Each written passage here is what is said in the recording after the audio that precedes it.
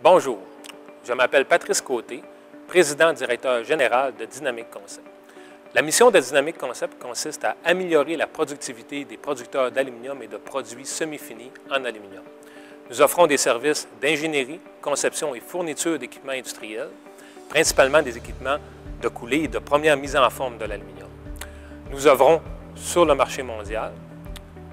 Les valeurs de l'entreprise sont l'intégrité, la qualité et la sécurité.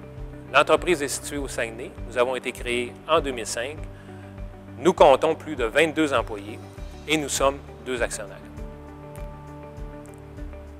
L'élément déclencheur qui m'a incité à devenir entrepreneur, ça faisait plusieurs années que je travaillais pour la même entreprise. Et puis, j'étais dû pour un changement.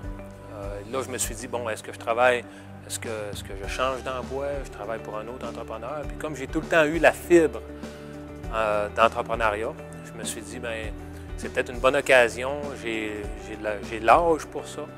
Donc, c'est à ce moment-là que j'ai pris la décision de me lancer. Les éléments déclencheurs qui m'ont amené à considérer l'entrepreneuriat.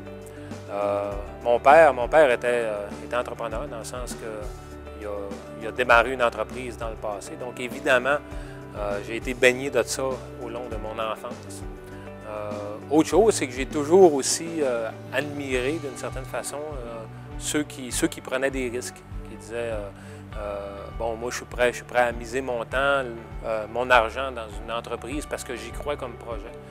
J'ai toujours trouvé ça très intéressant, très valorisant. Donc, c'est pour ces raisons-là, dans le fond, c'est des éléments incitatifs. Les motivations principales pour me lancer en affaires, c'était dans le fond de relever un défi, d'avoir le sentiment de construire quelque chose. Je le fais vraiment pas pour l'argent. Je pense pas que c'est une bonne chose quand l'argent est la motivation principale. Parce que, bon, d'une part, ça ne permet pas de prendre les bonnes décisions à long terme pour la viabilité d'une entreprise à long terme. Je pense que ce qui est important, c'est de justement vouloir bâtir quelque chose qui va perdurer. Puis pour moi, c'est ça qui me motive, c'est le sentiment de bâtir quelque chose, de créer des emplois, de développer des technologies, de répondre à des besoins. Pour moi, c'est très motivant. Les qualités qu'un entrepreneur doit avoir pour connaître du succès sont, d'une part, je crois, de bonnes attitudes sociales. Développer un bon réseau de contacts, c'est essentiel pour connaître du succès. Faut être sympathique, faut être dynamique. C'est des qualités qui attirent les gens à travailler, à embarquer dans votre projet. D'autre part, également, c'est d'être compétent. Donc, de réaliser un bon travail. Ça permet de garder la clientèle. Une de ces qualités qui me caractérise le plus, c'est d'être social. Donc, de savoir développer des bonnes relations avec les gens qui m'entourent et les clients potentiels, de même que les partenaires. Donc, je pense que c'est une des qualités qui ressort le plus. Les raisons qui m'ont incité à démarrer mon entreprise ici dans la région, c'est bon. D'une part, je suis natif d'ici et je demeure ici dans la région. Même si j'ai étudié à l'extérieur, pour moi, c'est une région qui offre de belles qualités de vie. D'autre part, on œuvre dans l'industrie de l'aluminium. On sait que c'est une industrie qui fonctionne bien ici dans la région. Il y a des centres de recherche, il y a du support, il y a des organismes qui sont là, il y a la SVA notamment, il y a le CQRDA. Donc, il y a vraiment une synergie qui dit, c'est vraiment une belle région pour démarrer ce genre d'entreprise. Tout d'abord, dire que le CQRDA, c'est un centre de liaison et de transfert technologique. Et ça, c'est d'une importance capitale parce que ça situe l'activité du CQRDA. Au préalable, il faut dire aussi que le CQRDA, c'est le seul centre de liaison de transfert technologique dédié à un secteur industriel, à savoir celui de l'aluminium. Et également, le CQRDA, comme caractéristique, le siège social du CQRDA, c'est le seul centre de liaison de transfert technologique dont le siège social est situé en dehors, soit de Montréal ou de Québec. Alors, et une troisième, mais ça, il le partage avec quelques centres. Le CQRDA, il n'y a pas de chercheurs puis il n'y a pas d'équipement scientifique. Ça fait drôle un peu d'avoir le titre de centre de recherche puis pas avoir de chercheurs. Alors, je reviens à ce que je vous disais, centre de liaison de transfert technologique. Liaison, on essaie de regrouper l'ensemble des intervenants de l'industrie de l'aluminium. Quand on parle des intervenants de l'industrie de l'aluminium, on fait référence aux producteurs, aux utilisateurs, aux professeurs-chercheurs, aux cégep ou autres institutions intéressées au développement de l'aluminium. Et par liaison, on essaie de les concerter pour développer une synergie.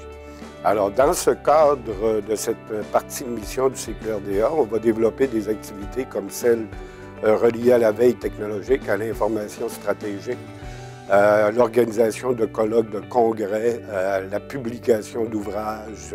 On publie ici également un magazine qui s'appelle AL13. C'est le seul magazine à notre connaissance en langue française dédié à l'industrie de l'aluminium. La deuxième caractéristique que je vous ai dit, le CQRDA, c'est un centre de transfert technologique. Alors, il vise des activités de recherche à caractère, entre guillemets, commercial, c'est-à-dire qui doivent avoir un impact sur le marché. Alors, on ne parle pas ici de recherche fondamentale reliée au développement de la connaissance, mais on parle de recherche très appliquée qui veulent avoir un impact sur le marché. Alors, dans ce cadre-là, il va offrir différents services à ses membres, à ses utilisateurs, à savoir un encadrement scientifique, un encadrement technologique et un support financier pour le développement d'activités de recherche ayant, comme je le mentionnais, un impact sur le marché. Quand on parle de critères que le CQRDA met de l'avant pour financer un projet de recherche, il faut se ramener à sa mission première qui est le transfert technologique. Donc, le principe intégrateur d'une analyse de projet est celui d'avoir un impact sur le marché. Alors là, ça vous dit tout de suite une série de questions. Est-ce que le projet vise une activité déjà existante, pas existante? Est-ce que le projet veut se substituer, par exemple, à un autre métal, par exemple l'acier? Est-ce que l'aluminium peut trouver sa place? Autre critère, quel est l'encadrement scientifique qui va avoir lieu avec le projet? Ça, c'est d'une importance capitale parce que nous, ce qu'on vise, c'est de faire une alliance stratégique ou associer le potentiel des chercheurs universitaires avec l'entrepreneuriat de la petite et moyenne entreprise. Alors, l'encadrement scientifique prend une importance capitale dans l'évaluation des projets. Ce sont là, grosso modo, les différents critères ou ceux les plus importants. Bien sûr, à ça peut s'ajouter des critères de financement, des critères de présence ou autres, mais les plus importants, et il faut le retenir, sans doute le plus important, c'est celui du transfert technologique, c'est-à-dire celui d'impact sur le marché. C'est le critère le plus important comme tel. Le fait d'avoir démarré notre entreprise ici dans la région comporte certains inconvénients, certains avantages. Parmi les avantages, bien sûr, c'est d'avoir accès à de la main-d'œuvre préqualifiée. L'industrie de l'aluminium, évidemment, nous permet d'avoir accès à des gens qui sont déjà familiers avec l'industrie. Aussi, bien sûr, tous les organismes en support à l'industrie de l'aluminium, dont je parlais tantôt, sont tous je dirais, des avantages. Parmi les inconvénients, bien sûr, on est loin des centres de décision. Parmi mes clients, souvent, les bureaux décisionnels sont dans les grands centres, ce qui m'oblige à me déplacer passablement. On a beaucoup de clients à l'extérieur du pays. Évidemment, on est loin d'un aéroport international. Donc, ça comporte certains inconvénients. Par contre, le genre de produits qu'on fait, c'est quand même des produits où c'est des produits à haute valeur ajoutée, où la composante des coûts de transport est quand même mineure dans le coût total de l'équipement. Ce qui serait peut-être différent pour d'autres produits où là, il y aurait beaucoup en grande quantité, par exemple, où là, la composante transport devient plus importante dans le coût total du produit. Donc, pour nous, ce n'est pas un inconvénient, mais en même temps, ça permet peut-être d'identifier les bonnes opportunités en disant, c'est peut-être plus important de développer des produits à haute valeur ajoutée que des produits de masse, étant donné cette localisation. Les éléments permettant de croire à la viabilité du projet sont, d'une certaine façon, l'expertise technique qui est très difficile à acquérir. Donc, les produits et services qu'on offre, c'est des produits et services qui requièrent une expertise particulière, qui sont difficiles à acquérir, qui prennent du temps, puis par des expériences de travail particulières. Donc, d'une certaine façon, ce qui permet de se différencier de la concurrence, c'est d'avoir des produits où les barrières à l'entrée sur le marché sont élevées. C'est le principe, c'est des principes économiques. Dans le sens, plus les barrières à l'entrée sont élevées, plus c'est difficile d'entrer sur le marché, mais une fois que tu es sur le marché, moins il y a de concurrents. Donc, c'est un peu ce principe-là. À l'inverse, quand les barrières à l'entrée sont plutôt basses, c'est plus facile de rentrer sur le marché, mais par contre, il y a beaucoup plus de compétition, donc la viabilité est plus difficile. Donc, dans notre cas, les barrières à l'entrée sont relativement hautes, ce qui nous permet d'offrir une expertise où il y a moins de concurrence sur le marché. Donc, d'une certaine façon, c'est le développement de cette expertise-là qui permet ça. La façon dont j'ai validé mon idée d'affaires, j'ai commencé par une étude de marché, par un plan d'affaires. Dans ce plan d'affaires-là, dans le fond, on identifiait les concurrents, on quantifiait le marché, ce qui m'a permis finalement de cerner le potentiel. Puis, je dirais, une des premières étapes également, c'était dans le fond de me détacher, de quitter mon emploi et d'être travailleur autonome. Et puis, je me suis aperçu à ce moment-là qu'effectivement, il y avait des besoins pour ce genre d'expertise-là sur le marché. Donc, ce qui m'a permis par la suite d'embaucher du monde et de suivre la croissance de l'entreprise telle que planifiée par le plan d'affaires. Les exigences particulières au démarrage du projet, dans le fond, c'était de bâtir un certain fonds de roulement. Ça, c'est la base. Okay?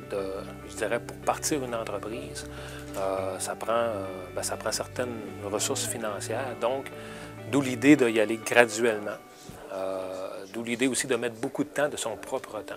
Évidemment, c'est assez difficile d'embaucher beaucoup de monde au départ parce que ça crée une pression sur les liquidités, sur les moyens financiers de l'entreprise. Donc, au début, il faut s'attendre à mettre beaucoup de temps soi-même et à bâtir un certain fonds financier, un certain fonds de roulement qui permet par la suite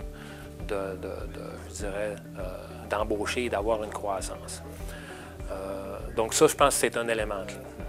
Pour surmonter ces exigences-là, dans le fond, c'était la gestion, de la charge de travail. Évidemment, comme j'expliquais tantôt, comme il faut y aller graduellement pour bâtir, de bonnes finances, évidemment, ça veut dire qu'on travaille beaucoup, on a souvent beaucoup de demandes, on a beaucoup de travail, on a des échéances ou des deadlines à livrer, mais évidemment, au début, beaucoup moins de ressources pour toutes ces raisons-là. Donc, oui, effectivement, c'est tout un casse-tête des fois, quand on est peu nombreux à ce moment-là, de quand même livrer la marchandise. Donc, je dirais c'est surtout la gestion de la quantité de travail à ce moment-là. Les liens entre les aptitudes du promoteur et les exigences du projet d'affaires, dans le fond, c'est beaucoup une question de compétences et d'expertise. Donc, évidemment, ces éléments-là permettent d'attirer des clients, mais aussi de les conserver. Donc, si on satisfait le client par la qualité du travail, le client revient, puis à ce moment-là, ça permet de bâtir une clientèle. Évidemment, la clientèle, c'est la base de tout. On veut conserver ses clients. On veut aussi, la clientèle permet aussi, entre guillemets, de nous amener vers des nouveaux clients également. Donc, d'après moi, c'est des aptitudes très, très importantes. Les étapes à franchir pour démarrer l'entreprise, dans le fond, c'est de commencer par un bon plan d'affaires.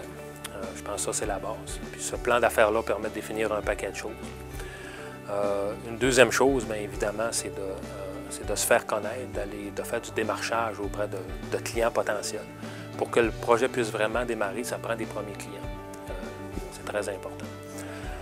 La troisième chose, bien, dans notre cas, ça a été bon de se trouver des bureaux. On a commencé de façon modeste en louant des bureaux dans un centre d'affaires qui était déjà partagé avec d'autres entreprises. Donc, ça a permis justement de réduire les coûts au minimum au début. D'avoir, par exemple, un service de secrétariat partagé. Donc, c'est une bonne méthode, là, dans le fond, pour minimiser les coûts au départ, puis assurer une certaine viabilité dès les premiers mois.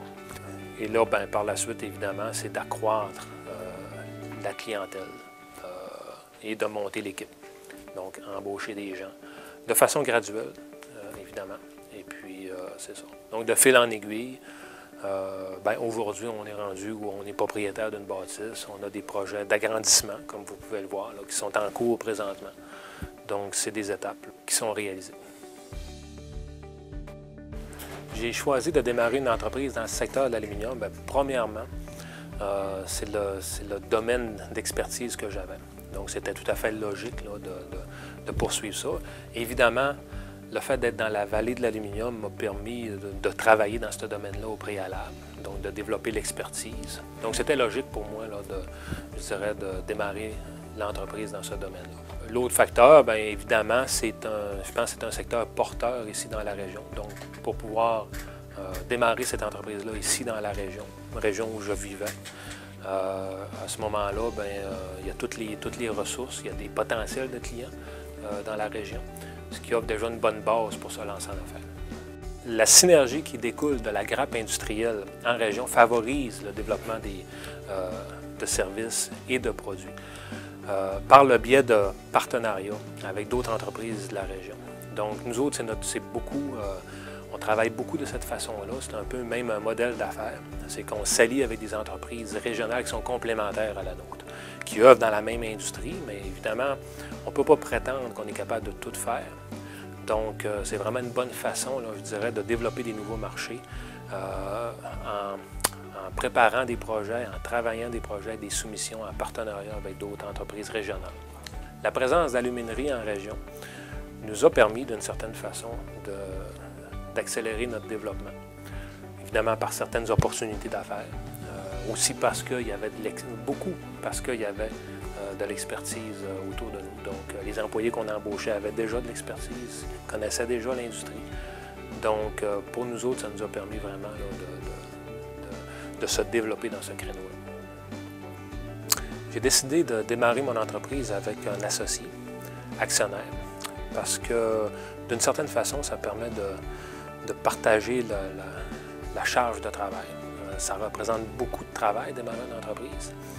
Puis aussi, ça m'a permis d'avoir quelqu'un qui était complémentaire. D'une certaine façon, j'ai des bonnes attitudes en tant qu'entrepreneur, mais j'avais besoin de quelqu'un qui avait une très grande profondeur technique.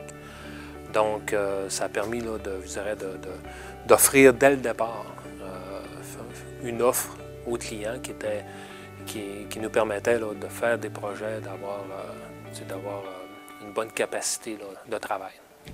Avoir des associés actionnaires offre certains avantages. Bon, d'une part, j'en parlais tantôt, d'être une complémentarité. Donc, par exemple, moi, je suis beaucoup plus axé sur le développement des affaires, sur le côté commercial, comme tel, de pouvoir déceler les opportunités. Le côté financier aussi, donc ça fait partie de mes attitudes. Alors que mon associé, lui, ayant un bon bagage technique, ayant des aptitudes techniques très développées, alors à ce moment-là, ça nous permet d'être très complémentaires. L'autre chose, c'est également, c'est un gros projet en affaires. Ça permet aussi, souvent, on est confronté à des décisions difficiles. Donc, le fait de pouvoir en discuter au préalable, d'échanger des idées là-dessus, de se challenger, si vous me permettez l'expression, des fois, ça permet de prendre des meilleures décisions. Donc, tout ça ensemble fait que, pour nous, en tout cas, ça a été un bon choix là, comme tel. Les exigences particulières pour se lancer en affaires avec un associé, la première chose que ça prend au départ, c'est une confiance absolue. Ça prend une bonne entente entre les associés. On dit souvent être partenaire en affaires, c'est un peu comme se marier d'une certaine façon. Donc, il y a des conséquences. On se lie quand même pour un bon bout de temps. Donc, la confiance est la base. La vision d'affaires que j'avais avec mon partenaire était très, très similaire. Donc, on pensait et on pense encore de la même façon vers où aller et comment s'y prendre. Donc ça, évidemment, ça facilite beaucoup le partenariat.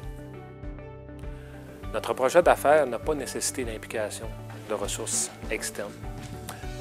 L'approche choisie d'y aller graduellement en commençant petit a fait qu'on a pu, dans le fond, se développer par nous autres mêmes. On a monté graduellement nos fonds.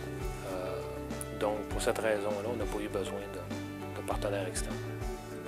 L'élaboration de notre projet d'affaires a été supportée d'une certaine façon par certains mentors, notamment un type comme Martin Taylor, qui qui est semi-retraité, mais qui a une grande expérience dans le développement de marché, dans le développement international, nous a beaucoup aidé à structurer notre développement, notre plan de commercialisation, notamment.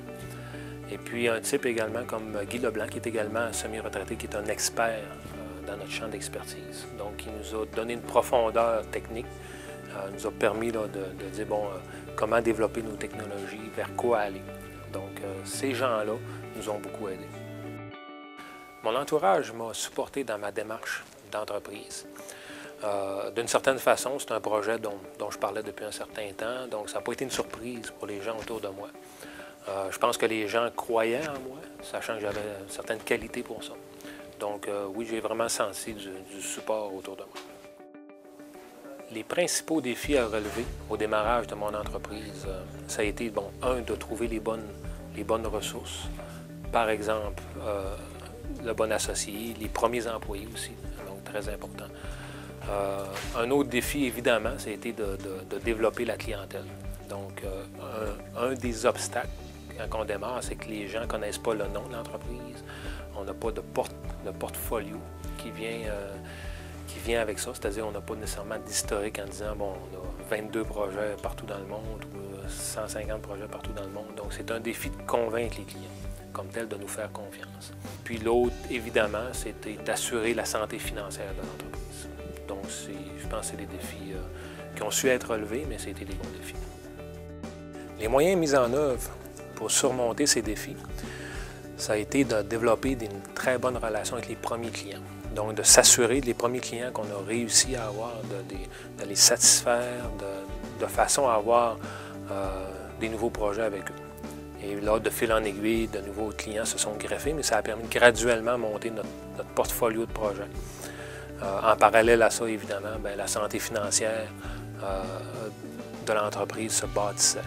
Donc, ça nous a permis là, de se donner les moyens avec nos clients. D'ailleurs, on travaille encore aujourd'hui avec nos premiers clients qui datent de 7 ans. Donc, je pense que c'est bon signe qu'on a su garder nos clients d'une certaine façon. La réalisation dont je suis le plus fier au sein de mon entreprise, c'est d'avoir su bâtir une bonne clientèle. Donc, je disais qu'on travaillait toujours avec le premier client. On a su quand même développer une bonne clientèle de par le monde aujourd'hui. Puis je pense que ça fait tout un réseau qui assure la solidité de l'entreprise. Au début, souvent, bon, évidemment, on va travailler avec un client unique, un deuxième client, mais il faut savoir diversifier cette demande-là auprès de nos clients. Autre chose aussi, évidemment, en parallèle, peut-être une deuxième chose dont je suis fier également. Bon, on est relativement une jeune entreprise, mais on a su passer à travers la crise financière par une bonne gestion, par justement une bonne santé financière. Donc, pour moi, je suis particulièrement fier de ça. Avec du recul, j'aurais pris sensiblement les mêmes décisions. Je pense que les étapes qu'on a empruntées ont été les bonnes. Puis, en général, on aurait suivi les mêmes chemins. L'entreprise prévoit pour le futur, d'une part, de poursuivre le développement technologique. C'est très important si on veut s'assurer de se développer à long terme, d'avoir des technologies là, qui sont en avant de la concurrence. Et d'autre part, aussi de continuer le développement de marché. Donc, on a un plan de commercialisation à l'international. On a une stratégie à ce niveau-là, donc il faut continuer à accroître ça. Puis tout ça fait en sorte, d'une certaine façon, que l'entreprise va être plus solide, va pouvoir traverser les crises, va pouvoir s'adapter aux nouvelles réalités du marché. Les conseils que je donnerais aux futurs entrepreneurs qui désirent se lancer en affaires, c'est d'une part, de commencer graduellement. Je pense que c'est important de respecter ses capacités financières, d'éviter les dettes. Certaines dettes sont saines, mais il ne faut pas excéder certaines limites. Également, de bien s'entourer. Je pense que c'est difficile de penser être bon partout et de tout faire, de cibler le marché, de cibler des produits qui sont différents des autres. Si on essaie de faire ce que les autres font déjà, bien évidemment, la compétition va être plus élevée. Donc, de trouver une niche, dans le fond, où il y a peu de concurrence. Puis, ça devrait vous assurer du succès.